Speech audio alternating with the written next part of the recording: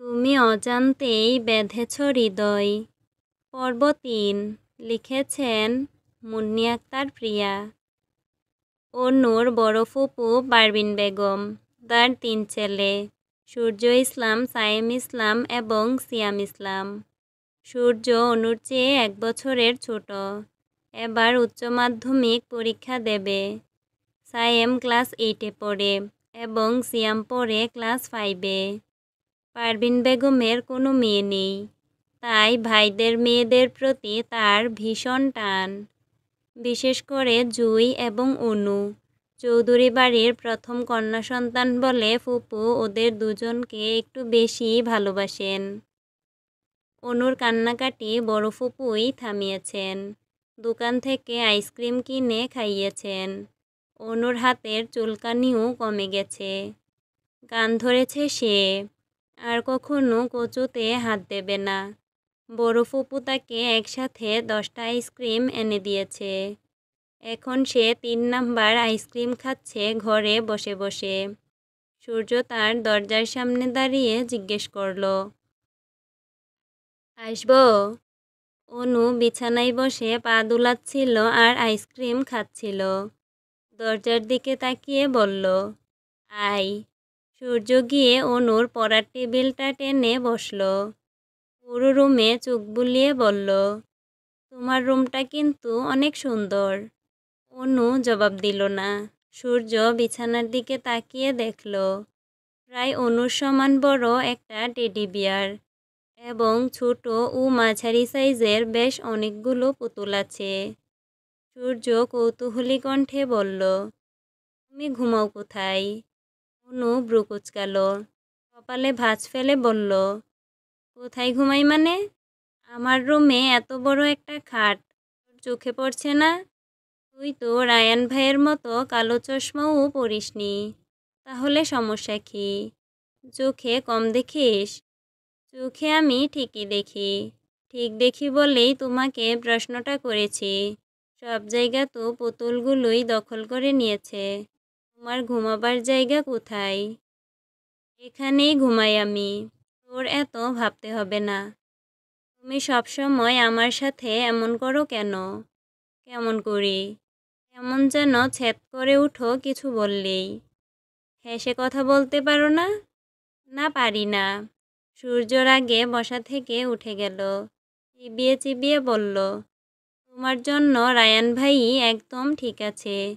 তোমাকে আচ্ছা মতো জব্দ করতে পারে। সূর্য চলে যাচ্ছিল। অনু পেছন থেকে বলল, বেয়াদবের বেয়াদব, আমার সাথে বেয়াদবি করিস তুই। তোর বড় বোন হই আমি। সূর্য ফের ঘুরে দাঁড়িয়ে বলল, এত ভাব নিও না, মাত্র 1 বছরের বড়। এটাকে কেউ গুনাই ধরে না। কেউ গুনাই ধরুক বা না ধরুক, আমি তোর বড় বোন মানে বড় বোন। তোমাকে আমি বড় বোন মানলে তো? মানি না আমি। সূর্য চলে গেল রুম থেকে। পেছন থেকে অনু চিৎকার করে বলছে, অসভ্য, ছোট জন্তু, জানোয়ার। অপুর কাছে যদি বিচার না দিয়েছি তারপর বলিস। এরপর সে জিদ্দে হাত থেকে আইসক্রিমের কাঠিটা ছুঁড়ে মারল বারান্দায়। এরপরই সে আতকে বসা থেকে উঠে দাঁড়ালো। এই সময়ে রায়ান ভাই আসলো কোথা থেকে, আর এলো তো এলো, এখনই এলো। কাঠিটা গিয়ে তার গায়েই পড়তে হলো। একদম তার হাতের সাথে লেপ্টে আছে কাঠিটা। রায়ান কাঠিটা তুলে অনুর দিকে অগ্নিদৃষ্টিতে তাকালো। অনু ফাঁকা ঢুক গিলে বলল, আমি আমি ইচ্ছা করে করিনি। রায়ান ধমক দিয়ে বলল, ম্যানারলেস, এভাবে যেখানে সেখানে ময়লা ফেলছিস কেন? আর অসভ্যের মতো একা একা কাকে গালাগালি করছিলি? অনু জবাব না দিয়ে মাথা নত করে দাঁড়িয়ে রইল। রায়ান আর কিছু বলল না। কাঠিটা অনুর রুমে ছুঁড়ে ফেলে নিজের রুমে চলে গেল। অনু বসে বসে এখন কপাল চাপড়াচ্ছে। রায়ান বাড়িতে আসার পর থেকে একটার পর একটা শুধু উল্টাপাল্টা কাজ ঘটে যাচ্ছে তার সাথে। মন তো কোনোভাবে জয় করতে পারছেই না, বরং আরও উল্টাপাল্টা কাজ করে মেজাজ বিগড়ে দিচ্ছে।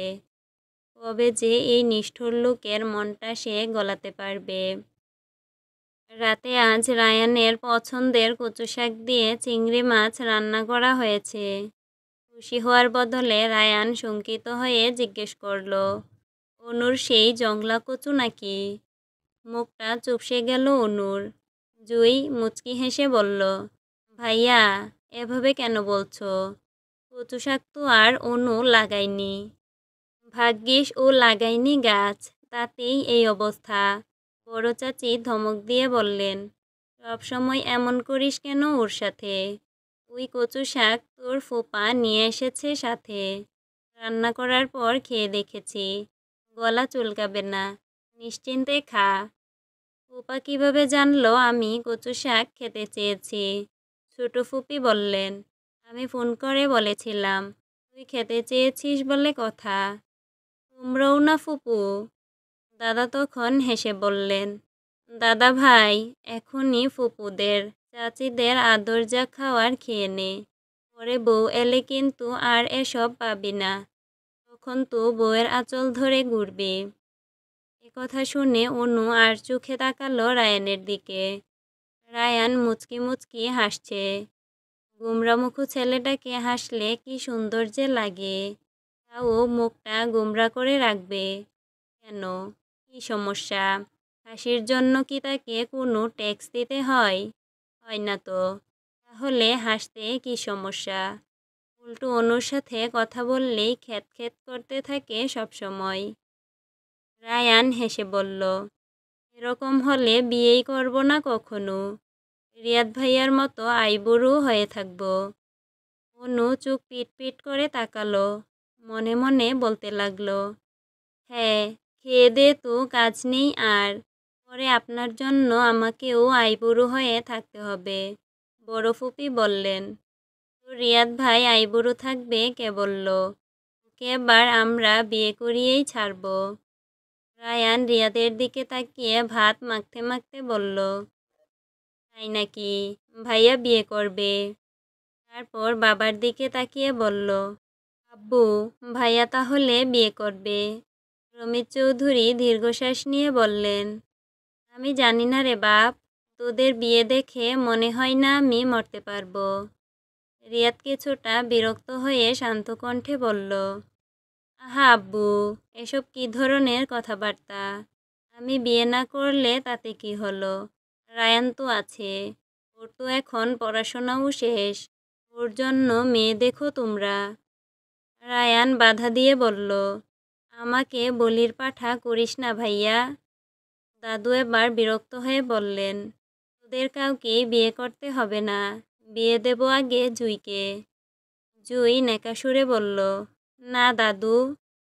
নানু ভাই, তুমি বরং আগে অনু আপার বিয়ের ব্যবস্থা করো। অনুর দিকে তাকিয়ে বলল সূর্য। অনু চোখ পাকিয়ে বলল, একটা থাপ্পড় দেব। ফুপি, তুমি সূর্যকে কিছু বলবে? ও কিন্তু খুব বার বেড়েছে। বড় ফুপি অনুকে শান্ত করে বললেন, ওর কথা বাদ দে। খেয়ে সবাই যে যার ঘরে চলে গেছে। অনু পড়তে বসেছিল। পানির পিপাসা পাওয়াই দেখলো বোতল খালি। বোতল নিয়ে আবার নিচে নামলো রান্নাঘরে যাওয়ার জন্য। বড় চাচি তখন কফি বানাচ্ছিলেন।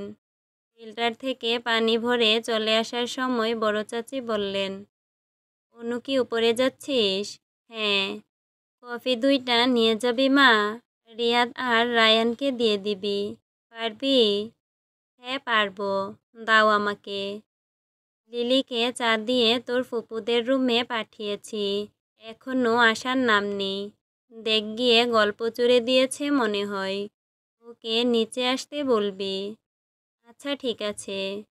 পানির বোতল রেখে যা, আমি লিলিকে দিয়ে পাঠিয়ে দেব। একসাথে এত কিছু নিতে পারবি না। আচ্ছা, সাবধানে সিঁড়ি দিয়ে উঠিস, হাতে পড়ে না যেন আবার। আচ্ছা বাবা আচ্ছা, এত ভয় পেও না তুমি। কফি নিয়ে অনু আগে রিয়াদের রুমে গেল। দরজায় নক করে বলল, আসবো ভাইয়া? রিয়াদ শুয়ে শুয়ে একটা বই পড়ছিল।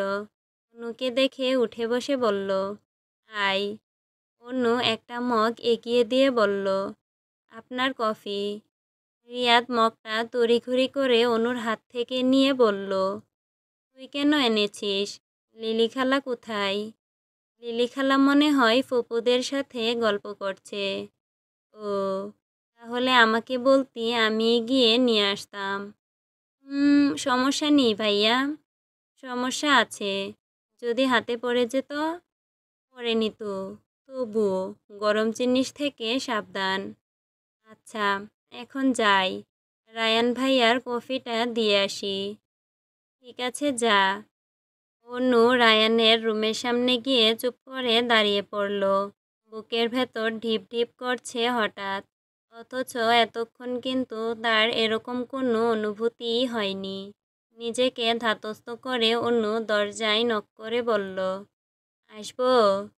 চাপানো দরজার ওই পাশ থেকে রায়ান ভারী কণ্ঠে বলল, আয়। অনু দরজা ঠেলে ভেতরে গেল। বিছানায় বসে ল্যাপটপে মনোযোগ দিয়ে কি যেন করছে রায়ান। এতটাই ব্যস্ত যে একবার অনুর দিকে তাকানোর প্রয়োজনও মনে করল না।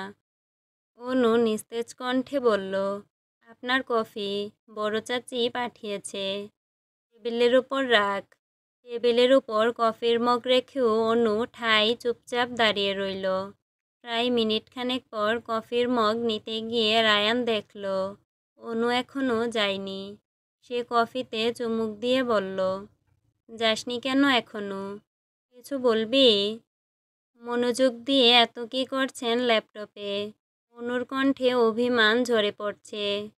অফিসের ডেকোরেশনের থিম আইডিয়া দেখছিলাম, তোর গোবর মাথায় এসব ঢুকবে না। অনু থমথমে মুখে বলল, গোবরেও কিন্তু পদ্ম ফুল ফোটে, আবার গোবর দিয়ে সারও তৈরি হয়, তাই এতটা অবহেলা করবেন না আমায়। ভ্রু কুঁচকাল রায়ান, ঝাঁঝালো কণ্ঠে বলল, ফালতু কথা না বলে রুমে গিয়ে পড়তে বস। পড়েছি। তাই কি পড়েছিস শুনি?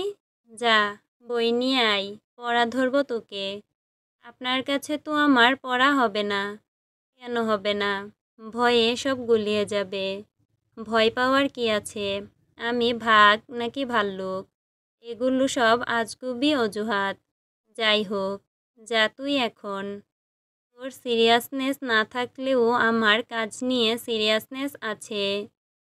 অনুর মন ভীষণ খারাপ হলো। এভাবে রুম থেকে বের করে দেওয়ার মানে কি? সে বিষণ্ণ কণ্ঠে বলল, আপনি কাজ করুন, আমি চুপ করে এখানে বসে থাকি, কোনো কথা বলবো না। রায়ান চোখ রাঙিয়ে বলল, একদম না, এক্ষুনি চলে যা। অনুর এবার কান্নাই পেল। আর কোনো আবদার অনুরোধ না করে চলে গেল নিজের রুমে। রুমে এসে দেখে ইয়ামিন অনুর টেডি বিয়ার জড়িয়ে ধরে শুয়ে আছে। অনু ওর পাশে বসে মাথায় হাত বুলিয়ে বলল, কি হয়েছে? আম্মু বকেছে। কেন?